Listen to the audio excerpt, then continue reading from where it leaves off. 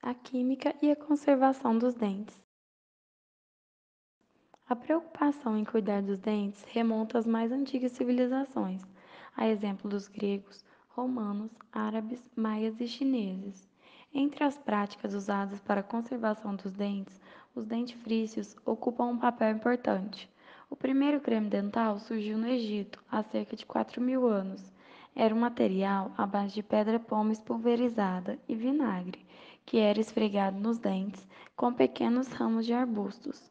No século I da nossa era, os romanos acrescentaram a essa pasta mel, sangue, carvão, óleos de caranguejos, ossos moídos da cabeça de coelhos e urina humana, todos com a finalidade de deixar os dentes mais brancos.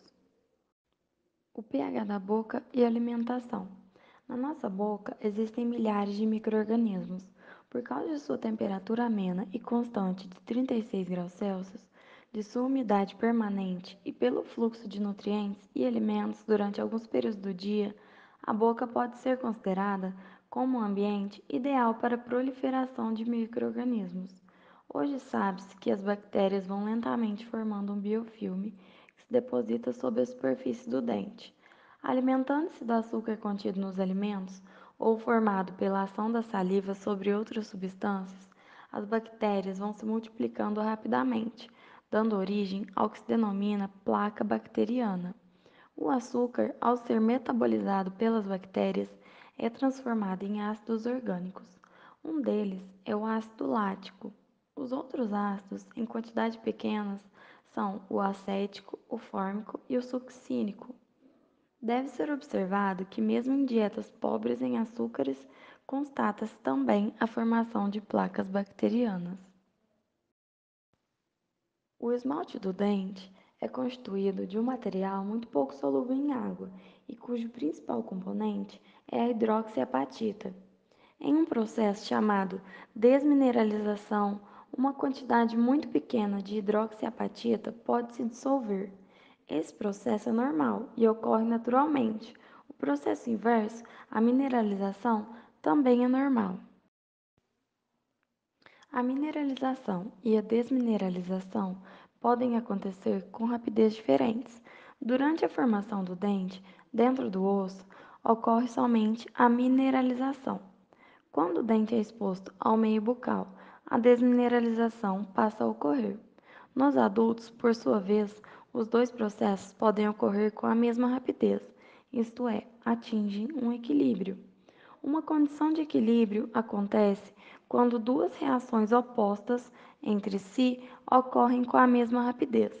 No entanto, em crianças ou em adultos, se a concentração de ácidos torna-se muito elevada em um determinado ponto sobre a superfície do esmalte, a rapidez da desmineralização pode ser maior do que a da mineralização, conduzindo à formação de uma cárie dentária. O pH normal da boca é em torno de 6,8. A desmineralização torna-se predominante a um pH abaixo de 5,5. A diminuição do pH na boca pode ser causada diretamente pelo consumo de frutas ácidas e bebidas, ou indiretamente pela ingestão de alimentos contendo carboidratos fermentáveis que permitem a produção de ácidos pelas bactérias. Dentifrícios. Há um ditado que diz: em dentes limpos não se formam cáries. A limpeza dos dentes envolve a escovação com o uso de dentifrícios. Mas, do ponto de vista da química, o que é um dentifrício? A principal função do dentifrício é auxiliar na limpeza de superfícies acessíveis dos dentes, retirando manchas e detritos e dificultando a formação da placa bacteriana. A composição básica dele em pasta geralmente envolve substâncias que desempenham as funções de abrasivo, corante, espumante, umectante, aglutinante, edulcorante, solvente e agente terapêutico, flavorizantes, espessantes, conservantes e aromatizantes, como pode ser indicado na tabela abaixo. Os abrasivos são pós insolúveis em água, geralmente sintetizados em laboratório para manter a uniformidade e tamanho das partículas. Um dentifrício pode conter um ou mais tipos de abrasivos. Diferentes abrasivos promovem diferentes graus de polimento nos dentes. O espumante é um detergente. Sua função é diminuir a tensão superficial da pasta, permitindo a penetração nas fissuras e auxiliar na remoção dos detritos da superfície do esmalte. O espumante mais comum empregado em pastas é o sulfato de sódio. O umectante é adicionado para impedir a secagem do dentifrício. Os umectantes mais comumente usados são a glicerina.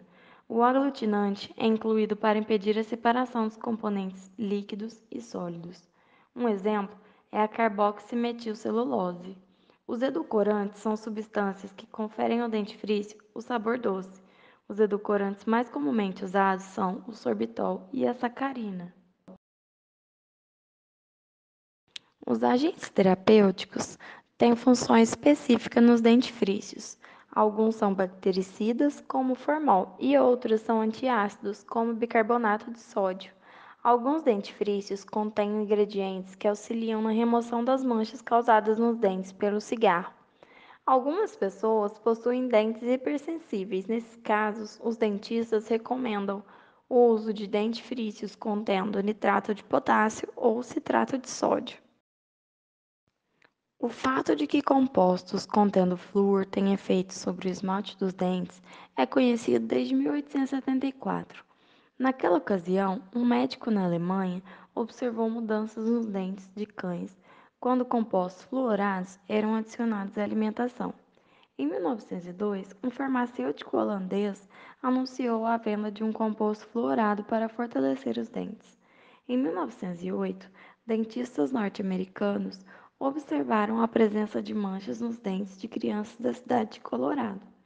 Essas manchas foram atribuídas à presença de grandes quantidades de compostos fluorados na água que abastecia a cidade.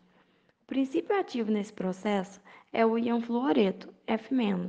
Este íon interfere no equilíbrio mineralização e desmineralização visto anteriormente. Na presença dos íons F-, um outro equilíbrio se estabelece. 5Ca2 mais 3PO4 3- mais F-, dando Ca5PO4 3F. Neste processo, uma nova substância é formada, a fluorapatita. O esmalte passa a ser, então, um material modificado. Uma pequena incorporação de íons F- é suficiente para alterar as propriedades do esmalte, tornando-o menos suscetível ao ataque por ácidos. Os compostos de flúor mais usados são o fluoreto de sódio, NaF, o fluoreto de estanho 2, SnF2, e o monofluorofosfato de sódio, Na4PO4F. A quantidade de flúor presente nas pastas é geralmente indicada em partes por milhão, ppm. Assim, 1.500 ppm de flúor significam 1,5 mg de composto fluorado por grama de pasta, 1,5 mg por grama. Os dentifrícios, agindo em colaboração com a escova, auxiliam na limpeza dos dentes e possibilitam a incorporação de íons fluoreto ao esmalte. Uma vez formada a cárie, nosso organismo não é capaz de restaurar o tecido lesado. Assim sendo, os dentistas têm que retirar o tecido lesado, preparar e desinfetar bem a cavidade e então tapá-la com um material que tem algumas propriedades. As restaurações de dentes são feitas hoje em dia usando basicamente dois tipos de materiais: os amálgamas e as resinas poliméricas.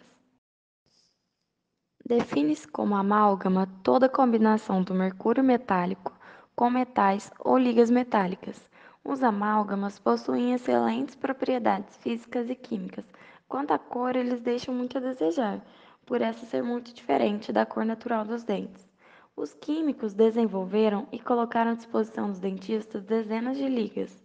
Nessas ligas, a prata reage com o estanho, formando o composto Ag3SN. A liga de prata-estanho é muito quebradiça.